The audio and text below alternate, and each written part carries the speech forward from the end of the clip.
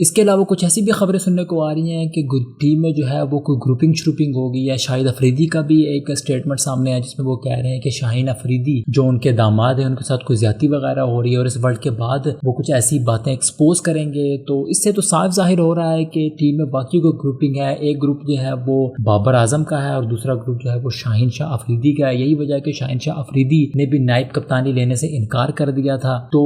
یہی وجہ ہے کہ ہم ورلڈ کپ جیسے ایونٹس میں ہمیشہ فیل ہو جاتے ہیں، کیونکہ ہمارے آپس کی جو ناچاکیاں ہیں ٹیم کے اندر، جو اس پوری ٹیم کی پرفارمنس کو جو ہے وہ لے ڈوبی ہیں، کیونکہ ہر بندہ جو ہے وہ اپنے پرسنل مائل سٹونز کے لیے کھیل رہا ہے۔ ایک جو پلیئر ہے وہ دوسرے پلیئر کے لیے کھیل ہی نہیں رہا، اور ورلڈ کپ میں جیسے ایونٹس میں بھی ہم فیل ہو رہے ہیں، اور ماشاءاللہ سے جو ہماری دوسری ٹیموں کے ساتھ سیریز ہوتی ہے، میچز وغیرہ ہوتے ہیں، اس میں بھی ہم فیل ہو رہے ہیں۔ ابھی پچھلے دنوں ایک اور خبر بھی آئی تھی کہ افتخار احمد نے ٹویٹر کے اوپر ایک ٹویٹ کو لائک کیا ہے جس میں کسی نے اماد وسیم پر بیش کیا کہ انہوں نے انڈیا کے خلاف جو ایک سلو اننگز کھیلی تھی 23 بالوں کی، اس کے اوپر کسی نے مذاق ان کا بنایا تھا، تو اس پر افتخار احمد نے لائک کیا۔ اس سے تو صاف ظاہر ہوتا ہے کہ ٹیم میں جو گروپنگ ہوئی پڑی ہے، یہ محمد رضوان، افتخار احمد اور کچھ باقی جو لوگ ہیں وہ بابر اعظم کی کمپنی میں ہے، اور جو دوسری سائڈ ہے شاہین شاہ افریدی والی سائڈ ہے، اس میں جو ہے وہ حارث رؤوف، اماد وسیم، محمد عامر ایک سائڈ پہ ہے۔ تو میری پی سی بی سے گزارش ہے کہ اس ورلڈ کے بعد پراپر طریقے سے اس پوری چیز کو انویسٹیگیٹ کیا جائے، جو لوگ اس گروپنگ والے مسئلے میں انوالوڈ ہیں ان کو فوری طور پر ٹیم سے باہر کیا جائے، چاہے وہ کتنا مرضی بڑا کھلاڑی کیوں نہ۔ دیکھیں، جب آپ کسی